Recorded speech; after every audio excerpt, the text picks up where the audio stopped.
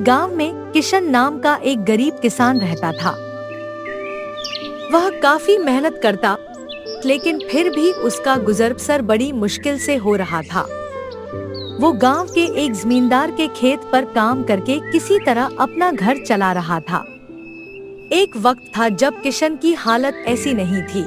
पहले किशन के भी खेत थे, लेकिन उसके पिता के बीमार होने के कारण उसे अपने सारे खेत बेचने पड़े।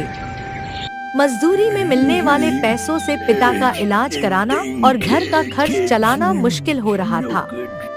उसका हर दिन इसी सोच में गुजर जाता कि कैसे घर की स्थिति को बेहतर किया जाए।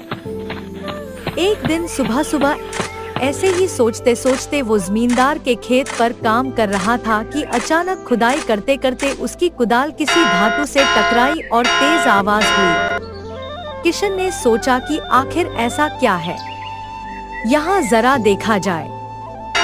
उसने उस हिस्से को खोदना शुरू किया तो देखा एक बड़ा सा पतीला है।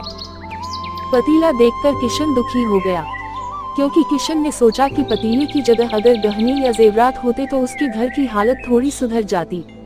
फिर किशन ने सोचा कि चलो अब खाना ही खा लेता हूँ।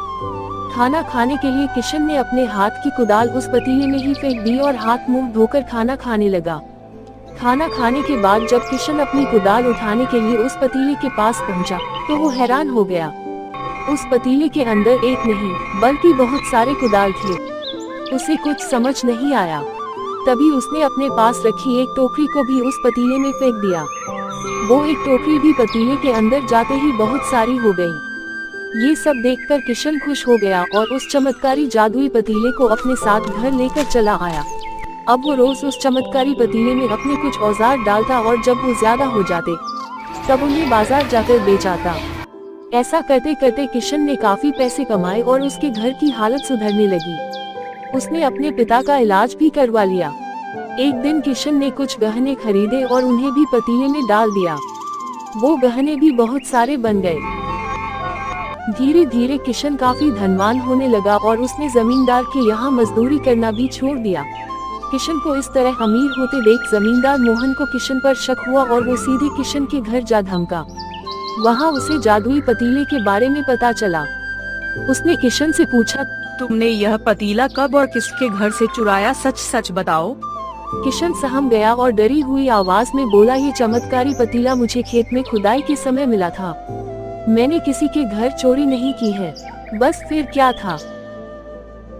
खेत में खुदाई की बात सुनते ही जमींदार बोला, यह पतीला जब मेरे खेत से मिला तो यह मेरा हुआ। किशन ने जादुई पतीला ना लेकर जाने की बहुत मिन्नतें की, लेकिन जमींदार मोहन ने उसकी एक नहीं सुनी और वो जबरदस्ती अपने साथ वो जादुई पतीला लेकर चला गया। जमींदार ने भी किशन की ही तरह उसमें अलग अलग सामान डालकर उन्हें बढ़ाना शुरू किया। एक दिन जमींदार ने अपने घर में मौजूद सारे गहने एक एक करके उस पतीले में डाल दिए और रातों रात वो और भी ज्यादा धनवान हो गया।